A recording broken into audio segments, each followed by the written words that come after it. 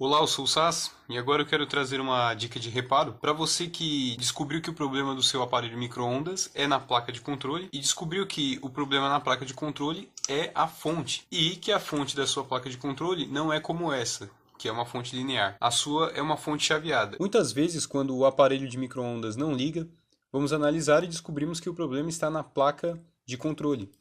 E aí, verificando a placa de controle, percebemos que o problema está na fonte dela. E, às vezes, quando essa fonte é chaveada, descobrimos que o problema está no CI chaveador. Como, por exemplo, em alguns micro-ondas mais novos da linha da Electrolux e Midea, que utilizam já em sua placa de controle fonte chaveada. Como exemplo, o CI 191010. Um CI que não raras vezes dá problema, para de chavear, e assim a fonte não fornece as tensões de alimentação necessária para a placa funcionar e controlar todo o resto do circuito do aparelho micro-ondas. E aí você vai atrás de fornecedores para conseguir esse circuito integrado, e aí você tem algumas opções.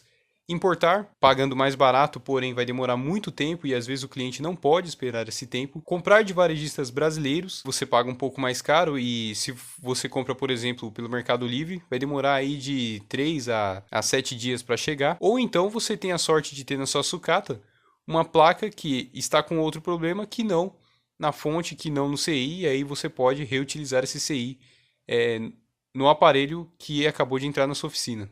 Mas se você não tiver nenhuma dessas possibilidades devido à urgência do cliente, então você tem que partir para soluções comerciais coringas. Então a solução foi substituir por fontes chaveadas do mercado, aquelas separadas de vários valores de tensão e corrente, como por exemplo 5 volts 2 amperes ou 12 volts 2 amperes, e instalar no aparelho. Só que a fonte chaveada fornecia duas tensões, 5 volts e 12 volts. Então, fui obrigado a comprar duas fontes e instalar na placa, uma de 5 volts e outra de 12 volts. As adaptações para que este procedimento seja seguro. Para poder substituir a fonte interna da placa por uma fonte externa, você precisa saber duas coisas. Primeiro, a tensão de alimentação ou as tensões de alimentação que a fonte da placa fornecia. E depois o consumo do circuito, o consumo de corrente do circuito para escolher um valor comercial superior próximo. Tipicamente, essas placas de micro-ondas trabalham com níveis TTLs para o processador, o microcontrolador, o display e o teclado, ou seja, 5 volts, e para os relés, 12 volts. Como por exemplo neste caso aqui, este relé aqui, 12 volts, tensão para chavear sua bobina, e esses de cima também. Para saber a máxima corrente em 12 volts, vamos considerar a possibilidade de maior consumo, que é quando todos os relés estão chaveados. Para saber isso, nós já sabemos que a tensão de alimentação deles é 12 volts. Para saber qual é a corrente que eles consomem, nós podemos fazer de duas maneiras. Podemos verificar qual é o modelo dele, pesquisar seu datasheet, e ver o que o fabricante nos fala.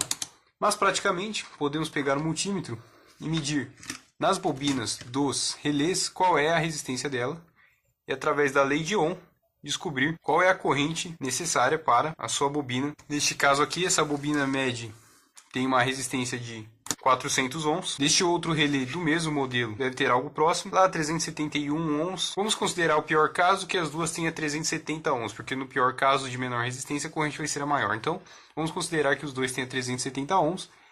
E aqui no maior relé, neste caso este forno não tem a função grelha, então ele não tem um relé que irá chavear a resistência.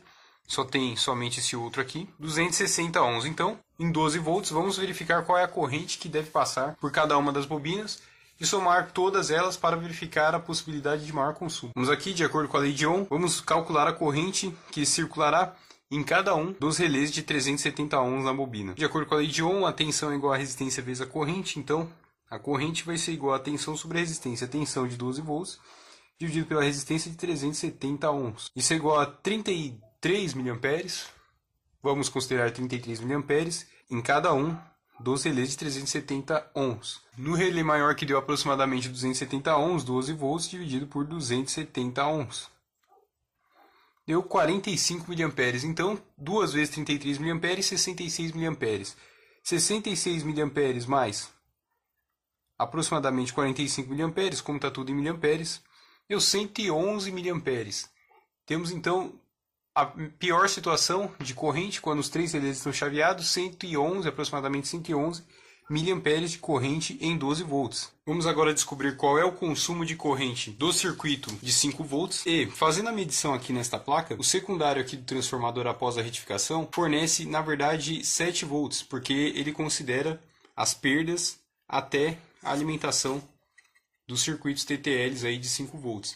Então vamos injetar em vez de 5, 7 volts para que, após as perdas do circuito normais, cheguem os 5 volts lá e vamos verificar aqui no display de corrente da fonte qual é a corrente consumida pelo circuito de 5 volts. Vamos aqui então, já pré-ajustei ela para 7 volts. Soldei um fio aqui na placa para ser acessível à alimentação externa. Conectando aqui. Você vê o display já acende. O display aqui já acende. Aí no display você está percebendo que ele está piscando, porque esse display é multiplexado, né? Na câmera dá para perceber isso. E repare aqui os 7 volts, que após as perdas viram 5 aqui para o circuito TTL. E repare aqui um consumo de 60 mA. Então agora já sabemos o consumo de 60 mA. Mas para ficar mais seguro ainda, com bastante folga, vamos considerar que isso daqui é 100 mA e não 60 mA. Vamos considerar que é 100 mA. Conforme vimos e calculamos com a medição das resistências das bobinas dos relés e determinamos uma folga aí de corrente, o circuito de 12 volts consome aí no máximo aí uns 200, uns 100 mA, vamos colocar 200 mA. O circuito de 12 volts. Então, para alimentar o circuito de 12 volts com uma fonte chaveada externa, você pode escolher uma fonte chaveada externa de 12 volts e, como por exemplo essa daqui, de 300 mA. 12 volts, 300 mA. Que somente para efeito de demonstração foi soldada de maneira não oficial aqui na placa. Para aqui, com a fonte aqui, 12 volts, 300 mA. Soldado aqui na placa, na saída da antiga fonte. E aqui também eu tenho uma outra fonte de 5 volts externa, que fornece até 2,5 amperes na saída. E essa daqui, como eu não quis encher de fios aqui a placa e poluir o vídeo, coloquei garras jacarés na saída dela. Vamos conectar ela aqui na tomada, 5 volts. Conectado já na tomada, vamos medir a tensão aqui nas garras jacaré. Parei a saída, 5,15 volts daquela fonte mostrada que já está conectada na tomada. E aí agora, para demonstrar a eficácia da fonte, vou conectar aqui na saída de 5 volts da fonte anterior. Respeitando a polaridade positivo no positivo, negativo, negativo, você vai ver o display acendendo e talvez, não sei se vai dar para ouvir, o alto-falante de pastilha piezoelétrica dando um bip bem fraco mesmo, porque a fonte de 12 volts não vai estar ligada agora. Vamos lá? Repare aí, o display acende. Vamos aqui. Repara ali, o display acende com 5 volts da fonte externa. Mas você não ouve com grande intensidade, eu nem sei se dá para ouvir, o barulho do bip do alto-falante piezoelétrico. Agora eu vou conectar a fonte de 12 volts na tomada, que está ligada, já está soldada aqui na placa, na saída da antiga fonte de 12 volts. Fonte de 12 volts aqui já conectada, vamos verificar tem a presença de 12 volts aí. Vamos verificar aqui.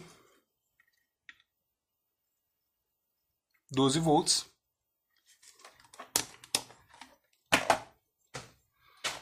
E agora, quando eu injetar 5 volts,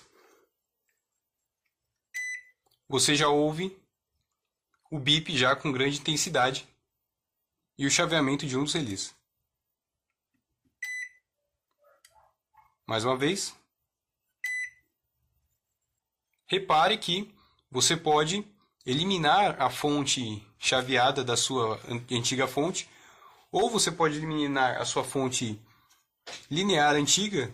Às vezes também o transformador pode dar defeitos e às vezes é difícil você achar o transformador. Então você pode substituir a fonte da placa de controle do seu micro-ondas por fontes externas. Desde, é claro, você sabendo quais são as tensões necessárias para alimentar o circuito e qual é o consumo de corrente em cada uma das tensões, seguindo os passos anteriores descritos no vídeo. Agora vamos verificar como você pode instalar essas fontes dentro do micro-ondas com segurança. Não estou com o micro-ondas aqui agora, mas vou passar algumas dicas aí de como você pode instalar isso aqui dentro do micro-ondas com bastante segurança. A adaptação que eu sugiro é a seguinte: depois que você soldou de maneira bem feita a saída da fonte chaveada externa na sua placa, você vai ter essa peça aqui lá dentro do micro-ondas. O que eu sugiro você a fazer? Pegar uma tomada fêmea e conectar nela, na fonte chaveada. E um fio de bitola suficiente para aguentar a corrente que vai passar aqui. Pode ser de 1,5 mm², haja vista que a corrente aqui não chega nem a 300 mA, né? Então aguenta perfeitamente essa bitola, né? E aí aqui você descasca o fio, deixa aqui exposto os condutores, dá uma estanhada, e o fio do micro-ondas que deriva para aquele conector fêmea que vai aqui, você corta ele, você corta a ponta e elimina aquele terminal fêmea que vai aqui. E lá também, com os fios já desencapados, você corta as pontas, estanha, e com espaguete termorretrátil, coloca o espaguete termorretrátil aqui primeiro, vem com outro fio aqui, solda um no outro, vem com o espaguete termorretrátil e solda. Então vai ficar mais ou menos assim dentro do micro-ondas. Vai ficar duas fontes dessa, uma de 12 volts, outra de 5 volts, com a saída já soldada corretamente nos pontos da placa mencionados no vídeo. E esse aqui ligado em uma das derivações do cabo de energia do micro-ondas. E aí você pode prender isso aqui no gabinete, com cuidado para não obstruir nenhuma carenagem, para não interromper a refrigeração do aparelho. Você pode prender com presilhas de plástico, como por exemplo essa daqui, dentro do aparelho. E é essa a dica que eu tenho a dar.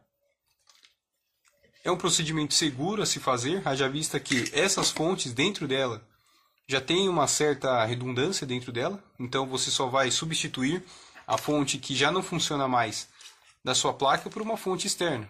Basicamente isso. A fonte da placa não funciona mais, você substitui ela por uma externa.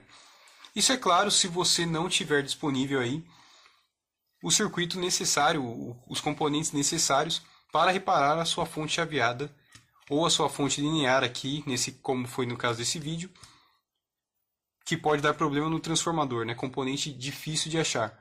Ou aí na sua placa que tem o CI chaveador e o problema às vezes ocorre nele e você não consegue achá-lo facilmente, então você pode recorrer a esse macete aí, a esse recurso, uma fonte chaveada externa.